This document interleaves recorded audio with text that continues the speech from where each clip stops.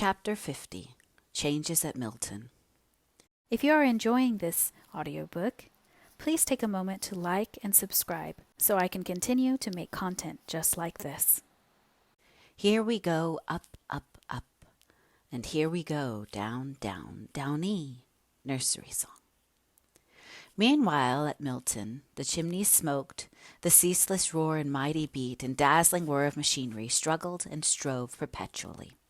Senseless and purposeless were wood and iron and steam in their endless labors, but the persistence of their monotonous work was rivaled in tireless endurance by the strong crowds, who with sense and with purpose were busy and restless in seeking after what? In the streets there were few loiterers, none walking for mere pleasure.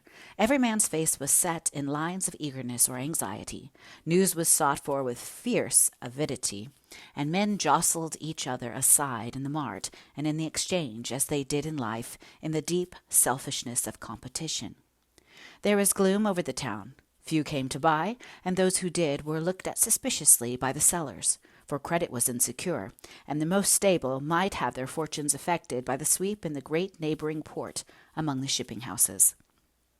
Hitherto there had been no failures in Milton, but from the immense speculations that had come to light in making a bad end in America, and yet nearer home, it was known that some Milton houses of business must suffer so severely that every day men's faces asked, if their tongues did not, "What news? Who is gone? How will it affect me?" And if two or three spoke together, they dwelt rather on the names of those who were safe than dared to hint at those likely in their opinion to go, for idle breath may, at such times, cause the downfall of some who might otherwise weather the storm, and one going down drags many after. Thornton is safe, they say. His business is large, extending every year, but such a head as he has, and so prudent with all his daring. Then one man draws another aside and walks a little apart, and with head inclined into his neighbor's ear he says, "Thornton's business is large, but he has spent his profits in extending it. He has no capital laid by, his machinery is new within these 2 years, and has cost him, we won't say what, a word to the wise." But that Mr. Harrison was a croaker, a man who had succeeded to his father's trade-made fortune, which he had feared to lose by altering his mode of business to any having a larger scope. Yet he grudged every penny made by others more daring and far-sighted. But the truth was, Mr. Thornton was hard-pressed. He felt it acutely in his vulnerable point, his pride in the commercial character which he had established for himself. Architect of his own fortunes, he attributed this to no special merit or qualities of his own, but to the power which he believed that commerce gave to every brave, honest, and persevering man, to raise himself to a level from which he might see and read the great game of worldly success, and honestly, by such far-sightedness, command more power and influence than in any other mode of life. Far away in the East and in the West, where his person would never be known, his name was to be regarded, and his wishes to be fulfilled, and his word passed like gold. That was the idea of merchant life with which Mr. Thornton had started. "Her merchants be like princes," said his mother, reading the text aloud as if it were a trumpet call to invite her boy to the struggle. He was but like many others, men, women, and children, alive to distant and dead to near things. He sought to possess the influence of a name in foreign countries and far-away seas, to become the head of a firm that should be known for generations, and it had taken him long, silent years to come even to a glimmering of what he might be now, today, here in his own town, his own factory, among his own people. He and they had led parallel lives, very close but never touching, till the accident, or so it seemed, of his acquaintance with Higgins, once brought face to face, man to man, with an individual of the masses around him, and take notice out of the character of master and workman, in the first instance, they had each begun to recognize that we have all of us one human heart. It was the fine point of the wedge, and until now, when the apprehension of losing his connection with 2 or 3 of the workmen whom he had so lately begun to know as men, of having a plan or two, which were experiments lying very close to his heart, roughly nipped off without trial, gave a new poignancy to the subtle fear that came over him from time to time. Until now he had never recognized how much and how deep was the interest he had grown of late to feel in his position of manufacturer, simply because it led him into such close contact and gave him the opportunity of so much power among a race of people strange, shrewd, ignorant, but above all full of character and strong human feeling. He reviewed his position as a Milton manufacturer. The strike a year and a half ago or more, for it was now untimely wintry weather, in a late spring, that strike, when he was young and he now was old, had prevented his completing some of the large orders he had then on hand. He had locked up a good deal of his capital in new and expensive machinery, and he had also bought cotton largely for the fulfillment of these orders taken under contract. Then he had not been able to complete them, was owing in some degree to the utter want of skill on the part of the Irish hands whom he had imported. Much of their work was damaged and unfit to be sent forth by a house which prided itself on turning out nothing but first-rate articles. For many months the embarrassment caused by the strike had been an obstacle in Mr. Thornton's way, and often, when his eye fell on Higgins, he could have spoken angrily to him without any present cause, just from feeling how serious was the injury that had arisen from this affair in which he was implicated. But when he became conscious of this sudden, quick resentment, he resolved to curb it. It would not satisfy him to avoid Higgins. He must convince himself that he was master over his own anger, by being particularly careful to allow Higgins access to him, whenever the strict rules of business or Mr. Thornton's leisure permitted. And by, he lost all sense of resentment and wonder how it was, or could be, that two men like him and Higgins, living by the same trade, working in their different ways at the same object, could look upon each other's position and duties in so strangely different a way. And thence arose the intercourse, which, though it might not have the effect of preventing all future clash of opinion and action, when the occasion arose, would, at any rate, enable both master and man to look upon each other with far more charity and sympathy, and bear with each other more patiently and kindly. Besides this improvement of feeling, both Mr. Thornton and his workmen found out their ignorance as to positive matters of fact, known heretofore to one side but not to the other. But now had come one of those periods of bad trade when the market falling brought down the value of all large stocks. Mr. Thornton's fell to nearly half. No orders were coming in, so he lost the interest of the capital he had locked up in machinery. Indeed, it was difficult to get payment for the orders completed. Yet there was a constant drain of expenses for working the business. Then the bills came due for the cotton he had purchased, and money being scarce, he could only borrow at exorbitant interest, and yet he could not realize any of his property. But he did not despair. He exerted himself day and night to foresee and to provide for all emergencies. He was as calm and gentle to the women in his home as ever.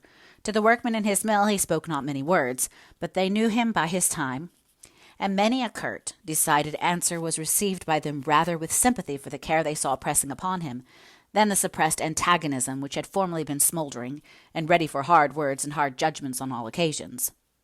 "The meester's a deal to potter him," said Higgins one day, as he heard Mr. Thornton's short, sharp inquiry why such a command had not been obeyed, and caught the sound of the suppressed sigh which he heaved in going past the room where some of the men were working. Higgins and another man stopped over hours that night, unknown to any one, to get the neglected piece of work done, and Mr. Thornton never knew but that the overlooker to whom he had given the command in the first instance had done it himself.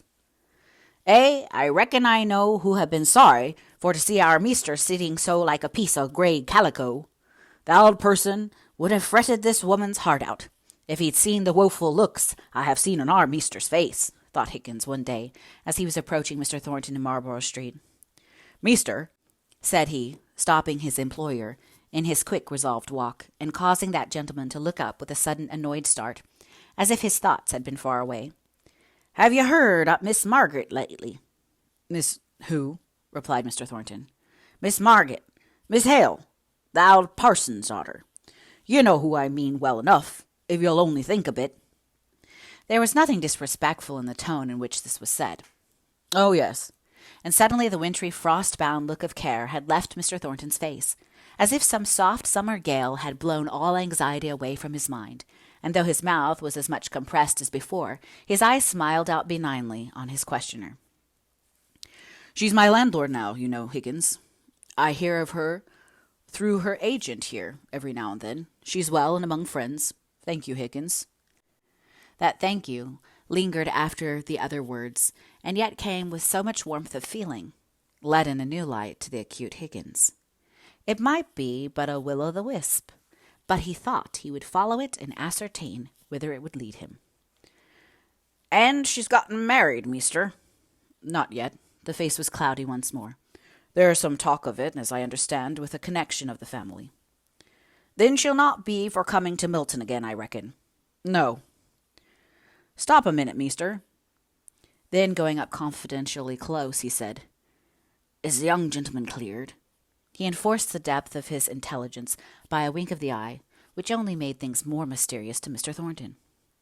"The young gentleman, I mean, Master Frederick, they called him. Her brother as was over here, you know." "Over here?" "Aye, to be sure, at thus Miss's death. You need not be feared of my telling, for Mary and me, we knowed it all along, only we held our peace, for we got it through Mary working in the house." "And he was her he was her brother." "Sure enough, and I reckon you'd knowed, or I'd never let on. You knowed she had a brother." "Yes, I know all about him. And he was over at Mrs. Hale's death." "Nay, I'm not going to tell more. I've maybe getten them into mischief already, for they kept it very close. I no but wanted to know if they'd getten him cleared." "Not that I know of. I know nothing. I only hear of Miss Hale now as my landlord and through her lawyer." He broke off from Higgins to follow the business on which he had been bent when the latter first accosted him, leaving Higgins baffled in his endeavor. "It was her brother," said Mr. Thornton to himself. "I'm glad. I may never see her again, but it is a comfort, a relief to know that much. I knew she could not be unmaidenly, and yet I yearned for conviction. Now I am glad." It was a little golden thread running through the dark web of his present fortunes, which were growing ever gloomier and more gloomy. His agent had largely trusted a house in the American trade, which went down, along with several others just at this time, like a pack of cards, the fall of one compelling other failures. What were Mr. Thornton's engagements? Could he stand? Night after night he took books and papers into his own private room and sat up there long after the family were gone to bed. He thought no one knew of this occupation of the hours he should have spent in sleep. One morning, when daylight was stealing in through the crevices of his shutters, and he had never been in bed, and in hopeless indifference of mind, was thinking that he could do without the hour or two of rest, which was all that he should be able to take before the stir of daily labor began again, the door of his room opened, and his mother stood there, dressed as she had been the day before. She had never laid herself down to slumber any more than he. Their eyes met, their faces were cold and rigid, and wan from long watching. "Mother, why are you not in bed?"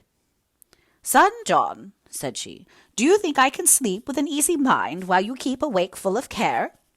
You have not told me what your trouble is, but sore trouble you have had these many days past." "Trade is bad." "And you dread?" "I dread nothing," replied he, drawing up his head and holding it erect. "I know that no man will suffer by me. That was my anxiety." "But how do you stand? Shall you? Will it be a failure?" Her steady voice trembling in an unwonted manner. "Not a failure. I must give up business, but I pay all men. I might redeem myself. I am sorely tempted." "How? Oh, John!" "Keep up your name. Try all risks for that." "How redeem it?"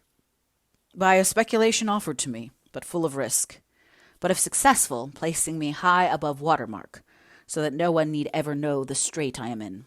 Still, if it fails—" "And if it fails," said she, advancing and laying her hand on his arm, her eyes full of eager light, she held her breath to hear the end of his speech. "Honest men are ruined by a rogue," said he gloomily.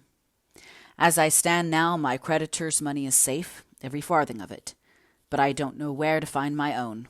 It may all be gone, and I penniless at this moment. Therefore it is my creditor's money that I should risk." "But if it succeeded? They need never know. It is so desperate speculation." "I am sure it is not, or you would never have thought of it. If it succeeded—" "I should be a rich man, and my peace of conscience would be gone." "Why? You would have injured no one." "No, but I should have run the risk of ruining many for my own paltry aggrandizement. Mother, I have decided. You won't much grieve over our leaving this house, shall you, dear mother?" "No, but to have you other than what you are will break my heart. What can you do?" Be always the same John Thornton, in whatever circumstances, endeavoring to do right, and making great blunders, and then trying to be brave and setting to afresh. But it is hard, mother. I have worked and planned. I have discovered new powers in my situation too late, and now all is over. I am too old to begin again with the same heart. It is hard, mother. He turned away from her and covered his face with his hands. I can't think, said she, with gloomy defiance in her tone, how it comes about. Here is my boy, good son, just man, tender heart, and he falls in all he sets his mind upon. He finds a woman to love, and she cares no more for his affection than if he had been a common man. He labors, and his labor comes to naught. Other people grow rich, and hold their paltry names high and dry above shame. Shame never touched me, said he in a low tone, but she went on. I sometimes have wondered where justice was gone to, and now I don't believe there is such a thing in the world. Now you are come to this, you, my own dear John Thornton, though you and I may be beggars together, my own dear son. She fell upon his neck and kissed him through her tears. Mother, said he, holding her gently in his arms, who has sent me my lot in life, both of good and evil? She shook her head. She would have nothing to do with religion just then. Mother, he went on, seeing that she would not speak, I too have been rebellious, but I'm striving to be so no longer. Help me, as you helped me when I was a child. Then you said many good words. When my father died, and we were sometimes sorely short of comforts, which we shall never be now, you said brave, noble, trustful words then, mother, which I have never forgotten, though they may have lain dormant. Speak to me again in the old way, mother. Do not let us have to think that the world has too much hardened our hearts. If you would say the old good words, it would make me feel something of the pious simplicity of my childhood. I say them to myself, but they would come differently from you, remembering all the cares and trials you have had to bear. I have had many, said she, sobbing, but none as sore as this, to see you cast down from your rightful place. I could say it for myself, John, but not for you, not for you. God has seen fit to be very hard on you, very. She shook with sobs that came so convulsively when an old person weeps. The silence around her struck her at last, and she quieted herself to listen. No sound. She looked. Her son sate by the table, his arms thrown half across it, his head bent face downwards. Oh, John, she said, and she lifted his face up. Such a strange pallid look of gloom was on it, that for a moment it struck her that this look was the forerunner of death. But as the rigidity melted out of the countenance and the natural color returned, and she saw that he was himself once again, all worldly mortification sank to nothing before the consciousness of the great blessing that he himself, by his simple existence, was to her. She thanked God for this, and this alone, with a fervor that swept away all rebellious feelings from her mind. He did not speak readily, but he went and opened the shutters and let the ruddy light of dawn flood the room. But the wind was in the east, the weather was piercing cold, as it had been for weeks. There would be no demand for light summer goods this year. That hope for the revival of trade must utterly be given up. It was a great comfort to have had this conversation with his mother, and to feel sure that, however they might henceforward keep silence on all these anxieties, they yet understood each other's feelings, and were, if not in harmony, at least in discord with each other, in their way of viewing them. Fanny's husband was vexed at Thornton's refusal to take any share in the speculation which he had offered to him, and withdrew from any possibility of being supposed able to assist him with the ready money which indeed the speculator needed for his own venture. There was nothing for it at last, but that which Mr. Thornton had dreaded for many weeks. He had to give up the business in which he had been so long engaged with so much honor and success, and look out for a subordinate situation. Marlborough Mills and the adjacent dwelling were held under a long lease. They must, if possible, be relet. There was an immediate choice of situations offered to Mr. Thornton. Mr. Hamper would have been only too glad to have secured him as a steady and experienced partner for his son, whom he was setting up with a large capital in a neighboring town. But the young man was half-educated as regarded information and wholly uneducated as regarded any other responsibility than that of getting money, and brutalized both as to his pleasures and his pains. Mr. Thornton declined having any share in a partnership, which would frustrate what few plans he had that survived the wreck of his fortunes. He would sooner consent to be only a manager, where he could have a certain degree of power beyond the mere money-getting part, than have to fall in with the tyrannical humors of a moneyed partner with whom he felt sure that he should quarrel in a few months. So he waited, and stood on one side with profound humility, as the news swept through the exchange of the enormous fortune which his brother-in-law had made by his daring speculation. It was a 9 days' wonder. Success brought with it its worldly consequence of extreme admiration. No one was considered so wise and far-seeing as Mr. Watson.